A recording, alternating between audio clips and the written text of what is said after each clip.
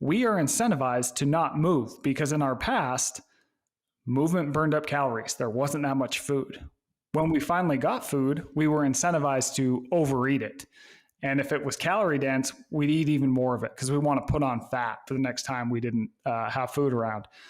We're incentivized to avoid all risk. This used to help us, but doesn't necessarily help us today. So there's this overall drive we have for the easy, the effortless, the comfortable, that once the world started getting really comfortable and easy and effortless, it doesn't serve us anymore. This is why people today, it's like we've engineered, just think of movement and exercise.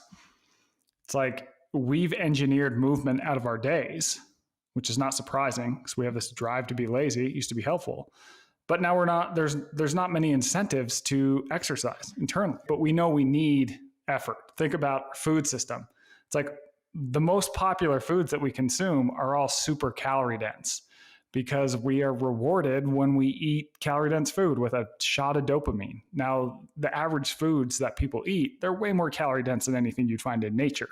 And we're driven to overeat them. This is why in America, at least, more than 70% of people are overweight or obese. We avoid risk in things like business and our jobs and in our relationships because in the past it was like, don't do something risky. That's dangerous. But nowadays it's like the world isn't really dangerous and we're just missing opportunities. This goes on, but essentially this tip into convenience, although it's great in a lot of ways, we also know that we need to be challenged. We need to put effort into life. We need to sometimes do hard things or else we get a little bit out of whack, as we're seeing with our rates of physical and mental health problems.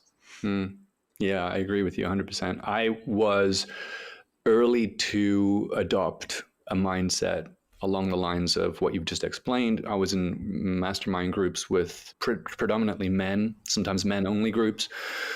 I met with overachievers. I mean, with your work in Men's Health as an editor, you probably have a peer group that's very similar. Maybe you're just very pressured to always perform to the highest degree.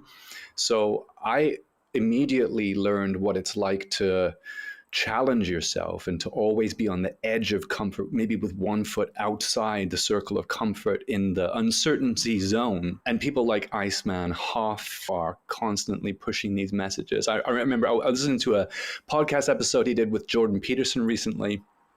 And he has the kind of personality where, you know, Jordan Peterson was saying, why don't we do these things anymore? And he said, because we don't do hard things anymore. He just kind of blurted it out. And it was so great because it was unfiltered and it was raw. But essentially, it's true. And I think I've learned after leaving some of those groups how easy it is to kind of go backwards into that kind of retreat into that circle of comfort. And it doesn't feel right. It doesn't feel to me like it's comfortable. I'm sure when you went into those mountains or into the wilderness and you talked about how difficult it was, eventually it got to the point where it was very fulfilling because you had exercised those muscles and you had become a stronger version of yourself. And did that really, you said when you got home, you realized how much stronger you got, how much it had affected you. I want to ask you more about like, how do you even keep that going? And maybe you've got some suggestions for that. But a question that I have on this whole topic, is this predominantly a male challenge? Like, I know there are women who talk about breaking free of your bad habits, like Mel Robbins, for example, if you know who she is, has the 5-second rule. 1, 2, 3, 4, 5, and do whatever it is that you need to do that you're putting off, which seems to work really well. But like David Goggins, Jocko Willink, Joe Rogan, even, you've been on his show before, Tom Bilyeu, Jason Wilson, Men Don't Cry, or Cry Like a Man rather, and even Russell Brand with his book about freedom from addiction, which I was an alcoholic. So I can relate to you being sober I haven't been sober for 7 years, but I've been sober for about 8 months. And it wasn't easy, man. It was so tough. Because I was relying on it. I was relying on it to keep myself comfortable. And it wasn't good, man. It wasn't good. So I guess the question is, do you see this as a predominantly male issue? Or is that why most of the people talking about this are Iceman Hoff or Jocko Willink or ex-Special Forces people? And if it is just a male problem, is it a subset of men who are willing to talk about it? Why aren't more men talking about this? Why aren't more people talking about this?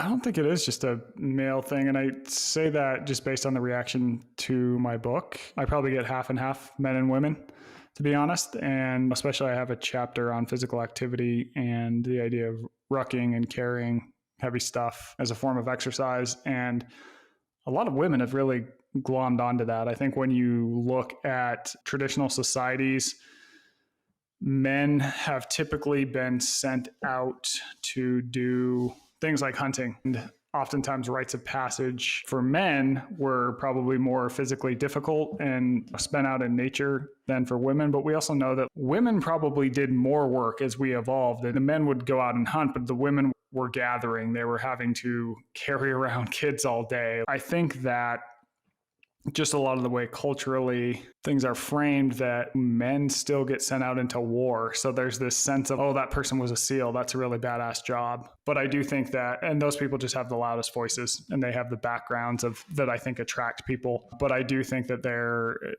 it's 50-50 in my experience. Okay, yeah, I can see that. Just trying to understand what's driving the trend behind these conversations. Let's talk about, I don't make my shows political at all. This is a relationship podcast, first and foremost, and then a mental health one. But I'm always interested in improving in a personal development kind of focus.